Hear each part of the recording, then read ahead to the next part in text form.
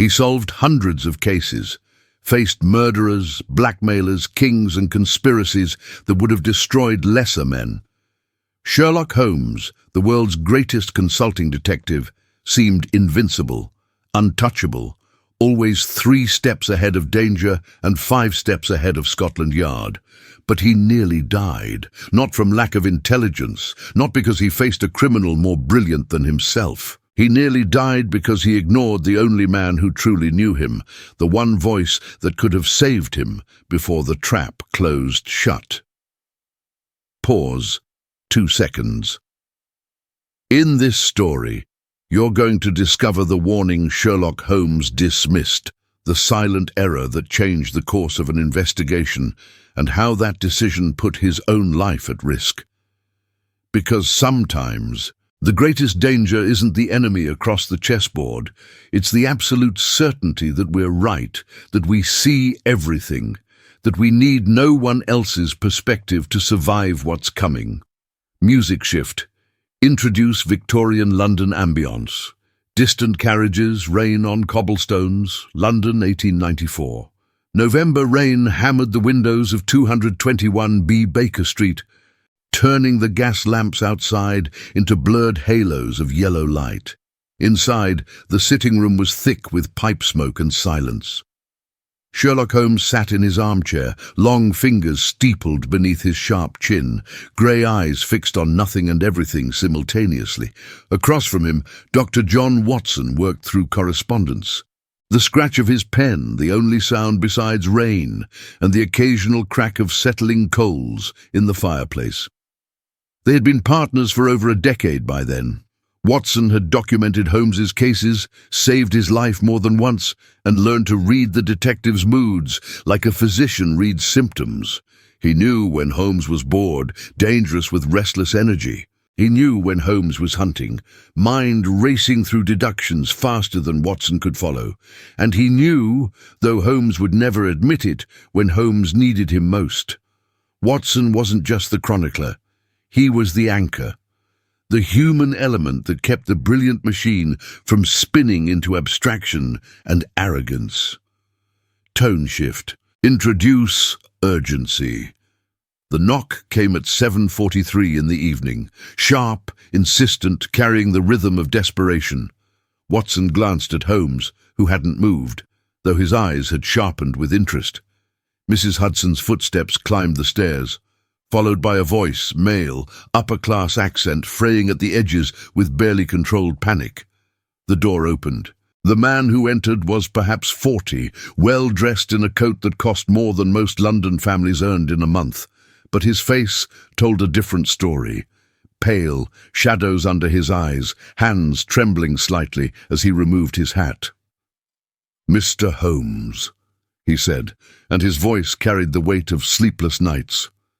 "My name is Edmund Ashford. I was told you're the only man in London who might help me before it's too late."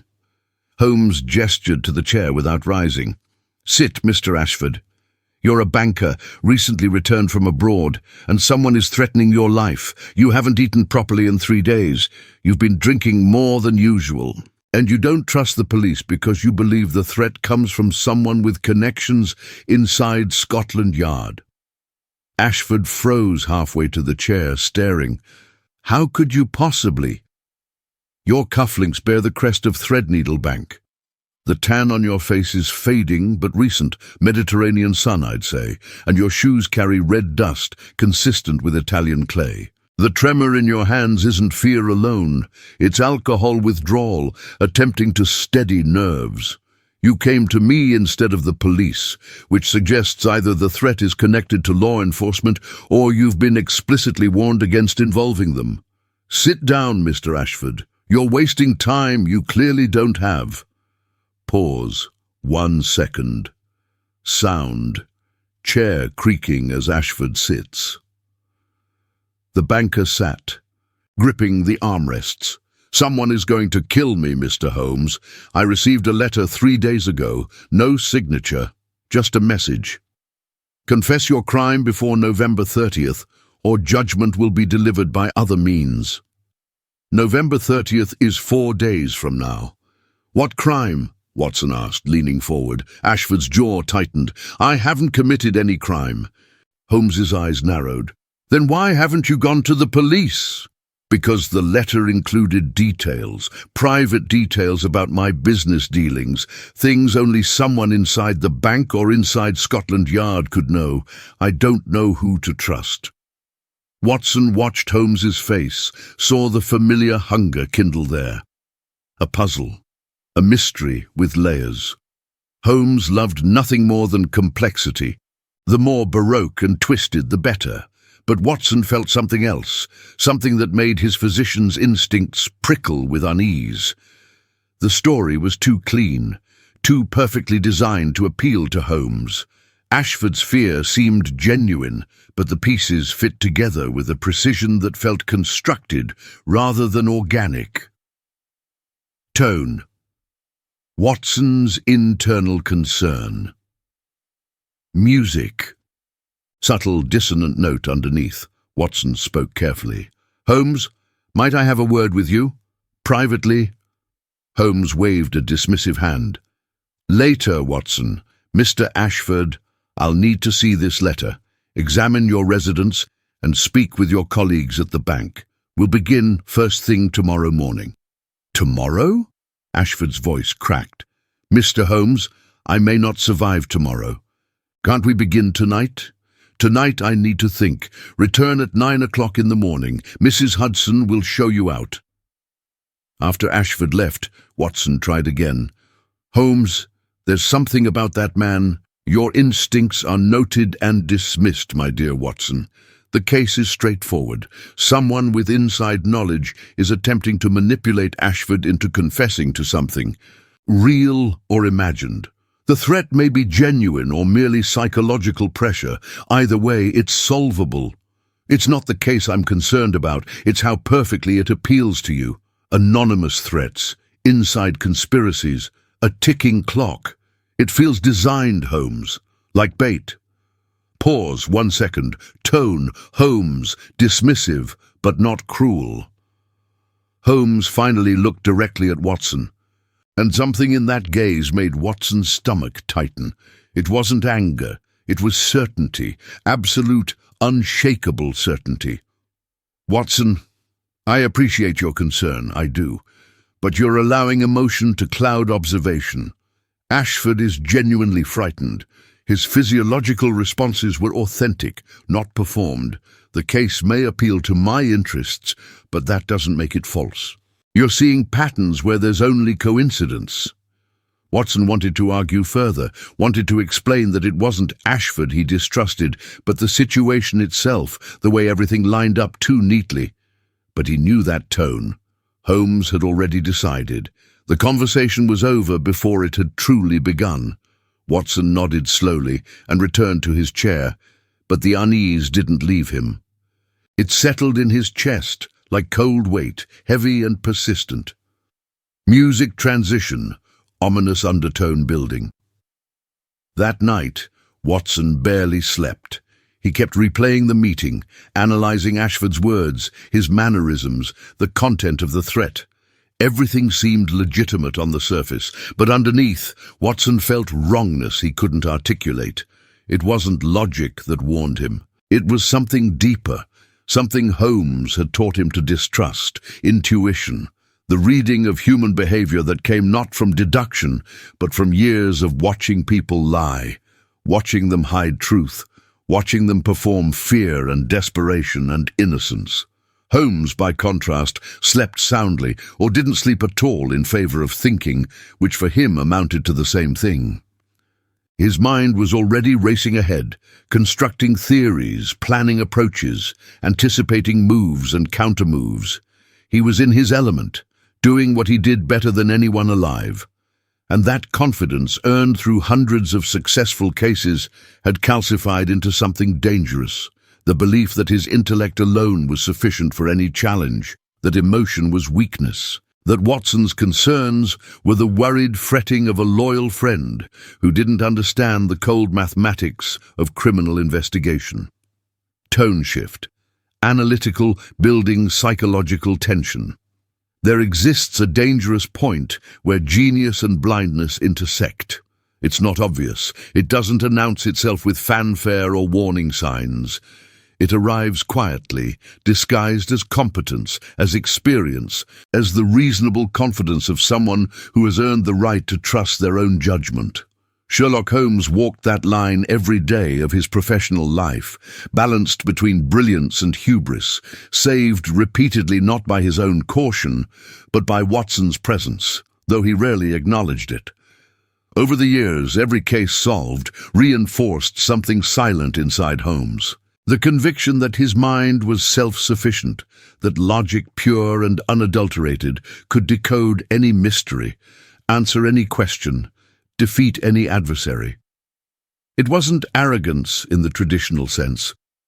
Holmes didn't need to prove himself to others, but he had proven himself to himself so many times that he'd stopped questioning his own assumptions. He'd stopped looking for his own blind spots because he believed, fundamentally, that he had none. Watson represented something Holmes couldn't quite categorize or value properly. Watson observed what couldn't be measured, the tone of voice that didn't match the words, the exhaustion in someone's eyes that suggested more than simple fatigue, the emotional inconsistencies that logic alone couldn't detect. In that first meeting with Ashford, Holmes had analyzed footprints, analyzed fabric, analyzed patterns. Watson had analyzed fear, hesitation, intention, the spaces between words where truth hides from deduction. Pause. 2 seconds.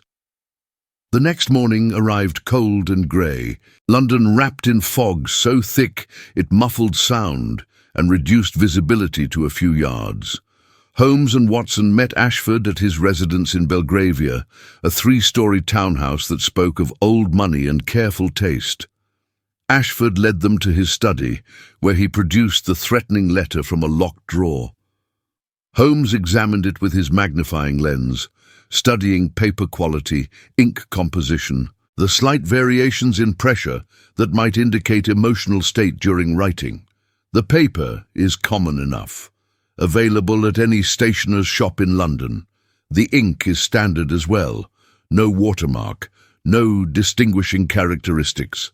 Whoever wrote this was careful to leave no physical trace. "What about the handwriting?" Watson asked, looking over Holmes's shoulder. "Disguised. See how the letters are formed with deliberate inconsistency? Some loops are elaborate, others plain. Some letters slant right, others left. This was written by someone educated attempting to appear uneducated or vice versa. Clever but ultimately unhelpful for identification." Ashford wrung his hands. "Then how do we find them?" "We don't find them, Mr. Ashford. We let them find us." "You'll continue your normal routine? I'll observe from a distance, watching for anyone taking unusual interest in your movements. Watson will make inquiries at Scotland Yard discreetly to determine if there's any internal investigation connected to your bank." Watson felt the unease sharpen. "Holmes, if this is a trap, then we'll spring it on our terms rather than theirs." "That's basic tactical thinking, Watson." "That's assuming we know it's a trap. What if we don't? What if the trap is designed specifically for you, using Ashford as bait?" Holmes paused, actually paused, and for a moment Watson thought he might listen. Then Holmes smiled, that sharp, thin smile that meant he'd already calculated every angle. "If someone is using Ashford to trap me, they've made a critical error. They've assumed I can be predicted. I assure you, Watson, I cannot." Tone. Watson's frustration, music, tension rising. Watson tried one more time, keeping his voice level, physician speaking to patient. "Holmes, this case doesn't behave like the others. Everything is too convenient. The letter arrives exactly when Ashford is most vulnerable. The threat is vague enough to be terrifying, but specific enough to seem credible. The timeline creates urgency that prevents careful investigation, and most importantly, it appeals perfectly to your strengths while avoiding your areas of caution." "My areas of caution?" Holmes's voice carried an edge now. "Your tendency to trust logic over human observation. Your preference for physical evidence over emotional truth. This entire case is built on frameworks you trust. That worries me." Holmes stood, buttoning his coat with sharp, precise movements. "Your concern is noted, Watson. But we're wasting time. Ashford, expect to see me this evening. I'll be watching. Watson, make your inquiries. We'll compare notes tonight." Watson wanted to grab Holmes by the shoulders, force him to see what seemed so obvious, but you can't make someone see what they've decided not to look at. Watson nodded slowly and left, knowing with terrible certainty that he was watching Holmes walk towards something dangerous, and there was nothing he could do to stop it. Scene transition, street sounds, carriage wheels, vendor calls. Over the next 2 days, the case developed with disturbing smoothness. Holmes observed Ashford, noting nothing unusual. Watson's inquiries at Scotland Yard revealed no investigation into Threadneedle Bank, no internal concern about Ashford. The pieces fit together perfectly, which in Watson's experience meant they'd been arranged rather than discovered. Holmes, however, interpreted the same information differently. To him, the absence of official investigation suggested the threat was personal rather than institutional, which narrowed the suspect pool and made the case more manageable. On the 3rd day, a new letter arrived at Ashford's home. Holmes was present when it was delivered, watching from across the street as a street urchin handed the envelope to Ashford's butler and vanished into the crowd before Holmes could pursue. The letter contained a single line. "Confession must be made at St. Bartholomew's Crypt. Midnight, November 29th. Come alone or more than you will die." Holmes read it with visible satisfaction. "Excellent. Now we have a location and a time. The endgame approaches." Watson, who had arrived minutes after the letter's delivery, felt ice in his veins. "Holmes, this is the trap.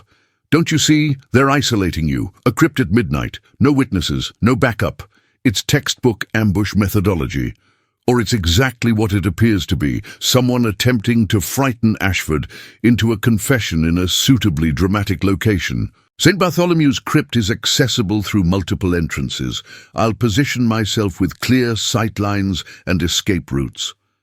Basic precautions, Watson. Then let me come with you." "No." The word dropped like a stone. Watson stared. "Why not?" "Because if this is theatre designed to manipulate Ashford, your presence will complicate variables. I need to observe without interference. Or because you don't want me there to question your conclusions." Pause, 2 seconds, tone, tension between friends. Holmes's face tightened. "Watson, I have valued your partnership for over a decade. I have trusted your judgment in matters medical and occasionally matters criminal, but this is my domain. This is what I do, and I'm asking you to trust that I know what I'm doing." Watson felt something crack inside him, some careful barrier he'd maintained between concern and confrontation. "You're not asking me to trust you, Holmes. You're asking me to stop warning you. Those are different things. I trust your abilities absolutely. I don't trust your judgment right now, because you're not listening to anything that contradicts what you've already decided is true. And what have I decided is true? That you're in control, that you see the whole picture, that this case is like all the others you've solved." Watson's voice dropped, carrying weight that made Holmes actually stop and listen. "But what if it's not, Holmes? What if someone studied you the way you study crime scenes? What if they know exactly how you think, how you deduce, how you assess risk? What if this entire case is designed to lead you somewhere specific, and every conclusion you've reached is exactly the conclusion they wanted you to reach?" For a long moment, Holmes said nothing. Watson saw something flicker across his friend's face, some brief recognition of doubt. Then it was gone, replaced by that terrible certainty again. "You're overthinking this. Watson, sometimes a case is just a case. And sometimes it isn't." Holmes collected his coat, his movements sharp with suppressed irritation. "I'll be at St. Bartholomew's at 11:45 tomorrow night. Ashford will arrive at midnight. I'll observe who else appears. If it's a trap, I'll spring it and capture whoever is behind this. If it's genuine, I'll protect Ashford and identify his enemy. Either outcome serves justice." "And if you're wrong about everything?" Holmes paused at the door, hand on the knob. When he spoke, his voice carried finality that ended the discussion. "I'm not wrong, Watson. I'm never wrong about the things that matter." He left. Watson stood in the center of the room, surrounded by the familiar clutter of their shared space, and felt more alone than he had in years. Because the most dangerous thing wasn't that Holmes might be wrong. It was that he couldn't even conceive of the possibility. Music shift, ominous, building toward climax, sound, clock ticking. November 29th arrived wrapped in freezing fog, the kind that turned London into a maze of shadows and muffled sounds. Holmes spent the day in preparation, checking the layout of St. Bartholomew's, identifying entrances and exits, planning positions that would give him maximum visibility with minimal exposure. He was thorough, methodical, professional. Every precaution that logic suggested he took, every risk that reason identified, he mitigated. Except one. He didn't account for the possibility that his logic itself was compromised, that every precaution he took was anticipated, that his own brilliance had been weaponized against him. Watson spent the day in agony of indecision. Holmes had made his position clear. He didn't want Watson there. He'd been explicit, almost cold about it. But Watson couldn't shake the feeling that he was watching a friend walk toward a cliff, insisting the ground was solid, even as cracks appeared beneath his feet. By evening, Watson had made his decision. He would go to St. Bartholomew's, not to interfere, but to watch, to be there in case the unthinkable happened. Tone shift, suspenseful, atmospheric. Sound, fog, distant church bells. St. Bartholomew's sat in Smithfield, an ancient church with a crypt that dated back centuries, a labyrinth of stone passages and burial chambers beneath the main structure. Holmes arrived at 11:45 exactly, entering through the south entrance and making his way down worn stone steps into darkness, broken only by his lantern. The crypt was cold, the kind of cold that seeped through clothing and settled in bones. His breath misted in the lamplight as he moved through passages, selecting a position behind a stone column that gave him a clear view of the main chamber while keeping him concealed in shadow. He waited. Holmes was excellent at waiting, patient in ways that surprised people who knew only his manic energy when pursuing solutions. The church bells tolled midnight, the sound rolling through stone and fog. Footsteps echoed from above. Someone was coming down. Holmes tensed, hand moving inside his coat where he kept his revolver, eyes fixed on the entrance to the main chamber. Edmund Ashford appeared, pale in the lamplight, moving with the stiffness of terror barely controlled. He walked to the center of the chamber and stopped, looking around at empty darkness. "I'm here," he called out, voice shaking. "I've come as instructed. What do you want from me?" Silence. Then, from another entrance, a figure emerged, hooded, face concealed. Ashford spun toward them. "Who are you? What crime are you accusing me of?" The figure said nothing, just stood there, and Holmes felt something wrong in the silence, something that didn't fit the pattern. This wasn't how confrontations worked. There should be words, demands, some kind of exchange. The silence was tactical, and tactics meant purpose. Then he heard it. The scrape of stone on stone, the sound of something heavy sliding into place. Holmes turned, moving fast, and saw with sudden horror that the entrance he'd come through was blocked. A stone slab, moved on hidden rollers, had sealed the passage. He spun toward the other exits, all blocked. In the space of seconds, every exit from the crypt had been sealed.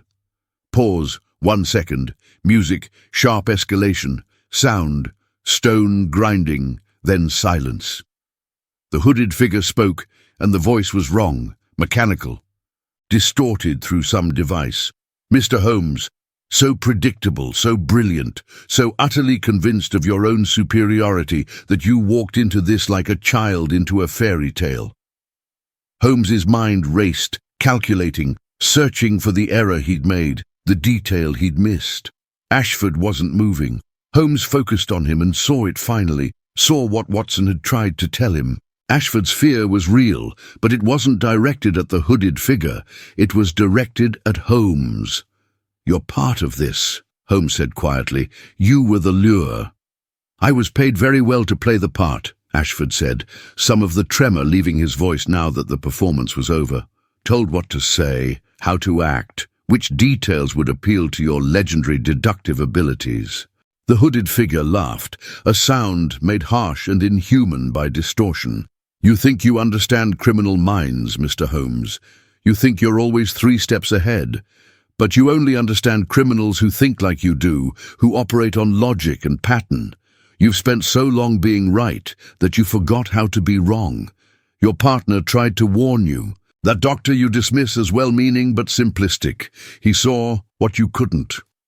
Holmes felt it then, the emotion he'd trained himself to suppress, the feeling he considered weakness, fear. Not the intellectual acknowledgement of danger, but visceral, physical fear of being completely, catastrophically wrong. "What do you want?" "I want you to understand what it feels like, to be helpless, to realize your brilliance means nothing. You've destroyed careers, Mr. Holmes, sent men to prison, to death, always so certain, always so righteous. I wanted you to know what it's like to be on the other side, to be the one without options." The crypt was sealed stone, no windows, no weak points, nothing Holmes could exploit. He'd planned for confrontation, for pursuit, for negotiation. He hadn't planned for this, for being trapped like an animal. The hooded figure produced something from their coat, a small metal canister. "This is prussic acid vapor. In 5 minutes I'll release it into these sealed chambers. You'll have perhaps 3 minutes after that before the concentration becomes lethal. Your legendary mind can contemplate your mistakes while you suffocate." They placed the canister on the ground, turned a valve. A faint hissing began. Ashford and the hooded figure moved toward an exit Holmes hadn't seen, a concealed passage that slid open at their approach and sealed again once they'd passed through. Holmes ran to it, felt along the stone for any mechanism, any way to trigger the release. Nothing. Smooth stone, seamless, impossible. Tone, desperate, intense. Sound, hissing gas, Holmes's breathing. For the first time in his adult life, Sherlock Holmes had no plan.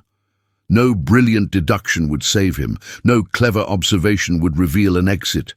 He'd been outmaneuvered completely because he'd been studied, analyzed, and manipulated by someone who understood his strengths and, more importantly, his weaknesses, his arrogance, his dismissal of emotion, his certainty that logic alone was sufficient. Watson had been right. Every word of warning had been right. And Holmes had ignored it all because he couldn't conceive of being wrong about something this fundamental. The hissing continued, quiet but persistent. Holmes could already feel the first effects of the vapor, a tightness in his chest, a slight dizziness. He sat down heavily against the stone wall, mind still racing but finding no solutions, no escapes. Nothing but the terrible recognition that he was going to die here because he'd refused to listen to the one person who truly cared, whether he lived or died. Pause, 2 seconds. Then, impossibly, he heard it. Footsteps above, rapid and purposeful. Someone was in the church. Holmes tried to call out, but his voice came as a rasp, the vapor already affecting his lungs. The footsteps descended. A voice, blessedly familiar, called into the darkness. "Holmes! Holmes! If you can hear me, make a sound!" Watson. Somehow, impossibly, Watson was there. Holmes managed a cough, then another, and heard the footsteps accelerate, moving through passages, getting closer. Watson's voice again, urgent now. "The exits are blocked. Holmes, where are you? Which chamber?" Holmes forced words out. "Center chamber. Watson, the vapor. I smell it. Hold on." Sound of metal on stone, frantic scraping. Watson was trying to force one of the sealed passages. Holmes wanted to tell him it was useless, that the stone was too heavy, but he couldn't spare the breath. His vision was blurring, consciousness starting to slip. Then, miracle of miracles, light bloomed from a different passage, one Holmes hadn't even known existed. Watson burst through, took one look at Holmes slumped against the wall, and moved with the efficiency of a man who'd treated wounded soldiers in Afghan combat zones. He grabbed Holmes under the arms, dragged him toward the passage he'd opened. Found a service entrance, old priest's tunnel. Wasn't on any map, but I remembered stories about smugglers using these crypts centuries ago. He pulled Holmes up the narrow tunnel, cold air flooding in, fresh and sharp and absolutely beautiful. They emerged in the churchyard, Holmes collapsing onto frost-covered grass, Watson kneeling beside him, checking his pulse, his breathing. "You came," Holmes managed between coughs that racked his whole body. "Of course I came, you damn fool. I told you it was a trap." "You did." Holmes coughed again, tasted copper. "Why didn't I listen?" Watson's face was grim in the moonlight. "Because you never do, Holmes. Because you're brilliant and arrogant and convinced that logic solves everything. But this time it nearly killed you.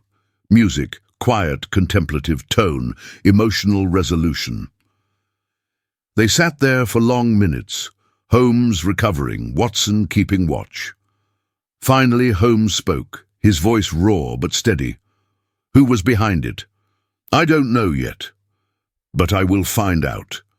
And Holmes, next time I warn you about something, you're going to bloody well listen."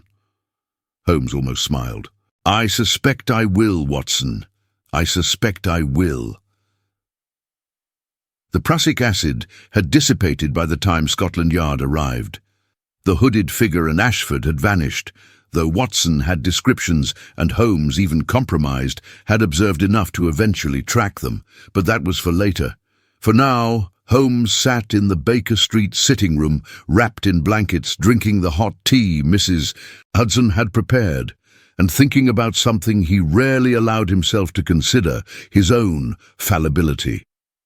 Tone shift, reflective, mature. Some errors don't leave visible scars. They leave silences, moments of recognition that change you in ways others might never notice. After the incident at St. Bartholomew's, Sherlock Holmes continued solving cases, continued amazing Scotland Yard and terrifying criminals, but something essential had shifted.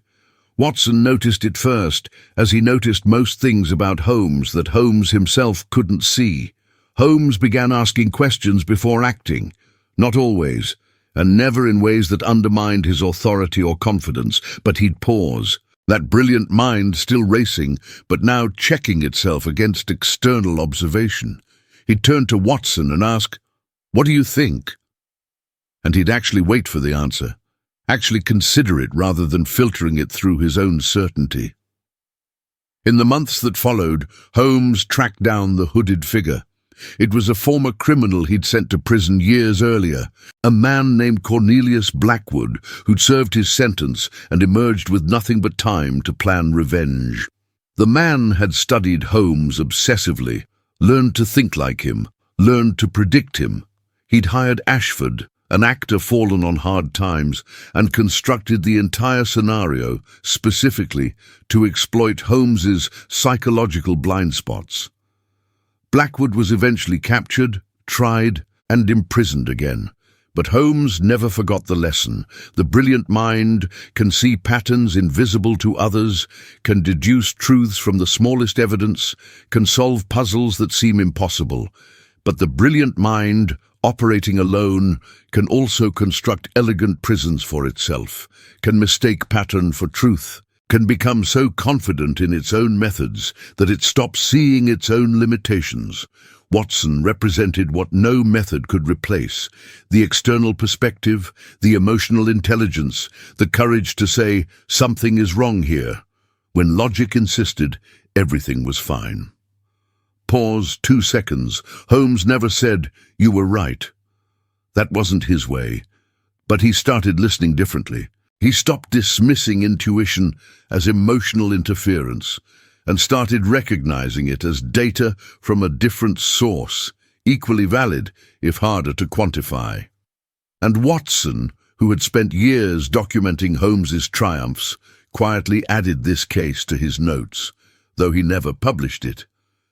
Some lessons are too personal to share, too close to the bone to turn into entertainment.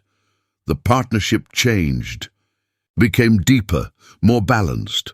Holmes remained the detective, the genius who saw what others missed. But he acknowledged in his quiet way that Watson's observations were not inferior versions of his deductions, but complementary insights from a fundamentally different perspective. Logic could explain a crime scene. Emotion could explain why someone committed the crime. Both were necessary. Neither was sufficient alone. Tone shift, direct address connecting to audience. Music, gentle, contemplative. Every great story about Sherlock Holmes is fundamentally a story about being human, about brilliance and limitation, about strength and weakness, about the dangers of certainty and the value of doubt.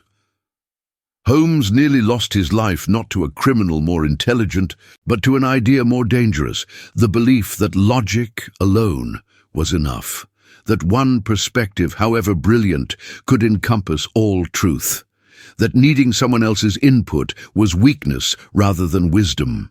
Watson represented something Holmes struggled to value: the human element that defies quantification, the ability to read fear that doesn't show in physical tells, to sense wrongness that can't be articulated, to know when something is off even when all the evidence says otherwise.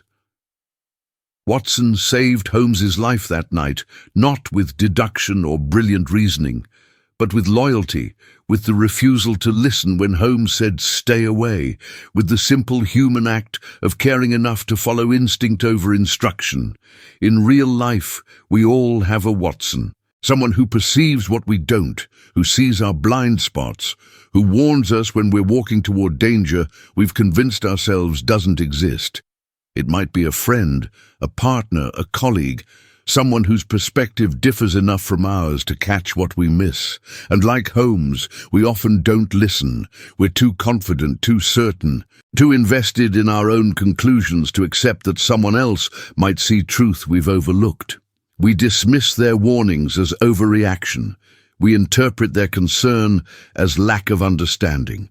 We believe that our expertise, our intelligence, our experience makes us immune to the kinds of errors that trap other people, until the moment we realize we were wrong, and by then it's often too late. The genius of Holmes wasn't just his deductive ability. It was his eventual capacity to recognize his own limitations and value what Watson brought to their partnership. The real growth wasn't solving more cases. It was understanding that brilliance without humility, logic without emotion, confidence without doubt becomes dangerous. The mind that cannot question itself cannot protect itself. Pause, 2 seconds. Music building to gentle conclusion. So here's the question this story asks, quietly but insistently. Who is the Watson you've been ignoring? Who's the voice that warns you, that questions your certainty, that sees danger you've rationalized away? And more importantly, what are you missing by not listening? Because the trap doesn't always look like a trap. Sometimes it looks like an opportunity perfectly designed for your strengths. Sometimes it looks like a problem you're uniquely qualified to solve. Sometimes it presents itself as exactly the kind of challenge you've overcome 100 times before, so perfectly suited to your abilities that you never question whether someone designed it that way specifically to exploit your confidence. Holmes survived because Watson refused to listen when told to stay away, Most of us don't have that luxury. Most of us have to choose to listen before the trap closes, before the consequences become irreversible. The hard part is recognizing that listening to doubt isn't weakness, it's wisdom. That questioning your own certainty isn't failure, it's survival. The greatest detective in fiction almost died learning a lesson most of us never fully learn. That no mind, however brilliant, is complete alone. That the person who challenges your conclusions might be offering you the most valuable gift possible. A chance to be wrong before being wrong kills you. That sometimes the smartest thing intelligence can do is acknowledge what it cannot see. Final pause, 3 seconds.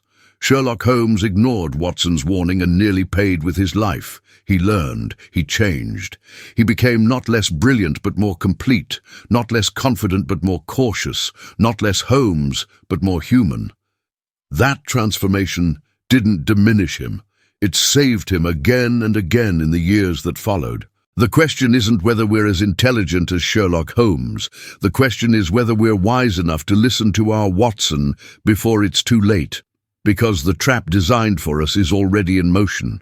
The question is whether we'll see it before we're standing in it, wondering how we missed all the signs that someone who cared about us tried desperately to point out. Music. Gentle fade.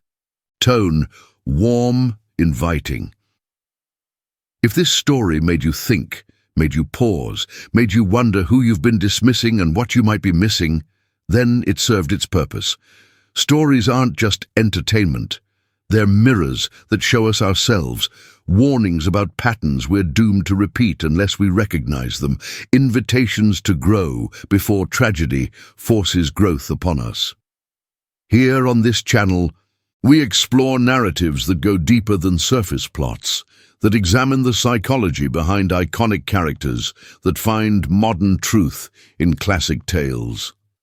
If you want more stories that make you think differently about wisdom, intelligence, and the dangerous space between them, subscribe and turn on notifications.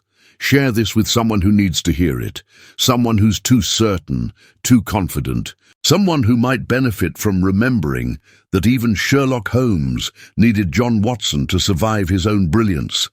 Because some stories don't just end, they echo. They continue in whoever hears them and recognizes themselves in the warning. This is one of those stories. Let it echo.